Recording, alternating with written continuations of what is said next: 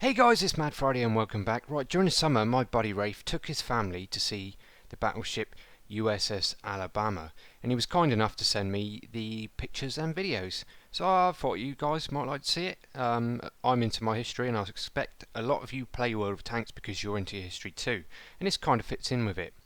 Right, so the USS Alabama, it was the 6th ship to be named Alabama. Don't quite know all the ins and outs of American naval history, but she was laid down on the 1st of February 1940 and launched on the 16th of February 1942. So I'll tell you a bit about the ship and then we'll talk about some of the photos. Right, she has a displacement of 35,000 tons, it's 680 feet long, beam of 108 feet and a draft of 36 feet.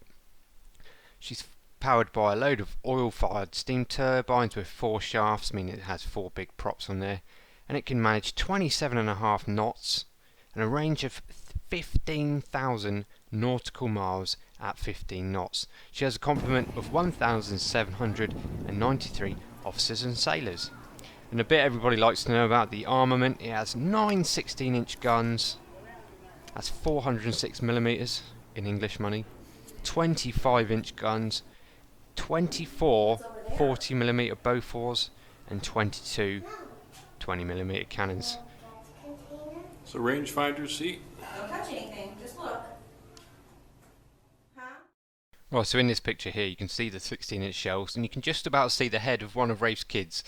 These shells are huge, and this is the powder room as well. Anyway, so what did the USS Alabama get up to during the war? Well, after completing her sea trials and training, she came over to help us Brits out with the invasion of Sicily. And during that time as well, there was also a plan called Operation Governor. And Operation Governor was a plan to try and tempt the Tirpitz out of its docks in the fjords. Didn't quite happen though, the Germans didn't take the bait.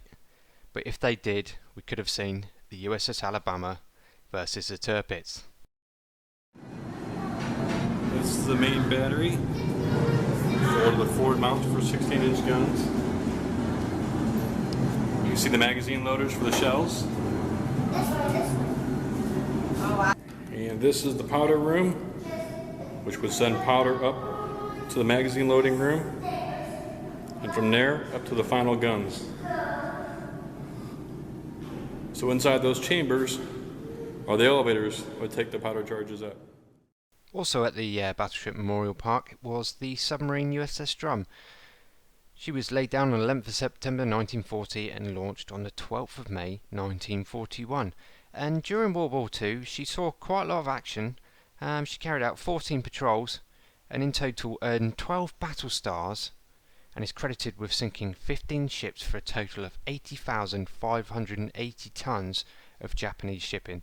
She is the 8th highest of all US submarines during World War II. So I've done a little bit of research on the Drum, and it appears that on her first patrol she sank the Japanese seaplane tender Mizuho on the 2nd of May 1942, and afterwards she endured a 16-hour depth charge attack with a total of 31 depth charges.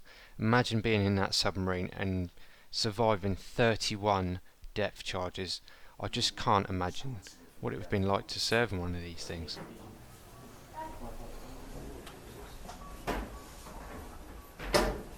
Would you go back there? Let's look at some of the pictures first. They're compliant very seriously.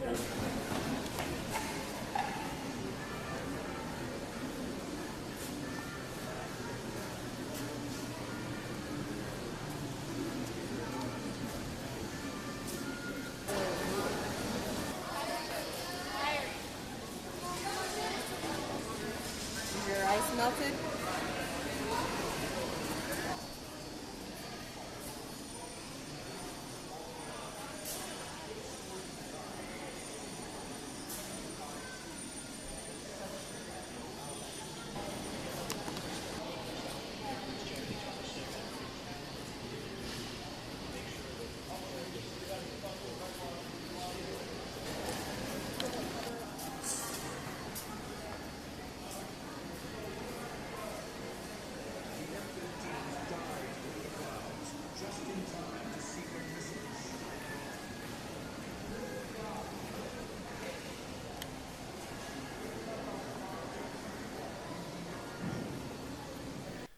So that was just a glimpse at some of the many aircraft displays they have in the hangars at this museum.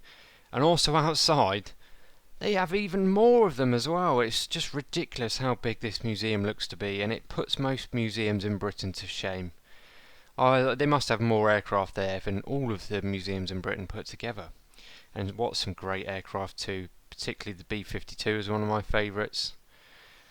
That thing is just America all over. America! Anyway, there's Wraith there with one of his kids, and I'd just like to say a big thank you to Wraith for sending in the pictures. I particularly enjoyed looking at all the tanks and the aircraft and the battleship, and I hope you guys do too. And if any of you guys go out anywhere and you get some nice photos, please send them in. Right, cheers guys, catch you on the next one. See you later.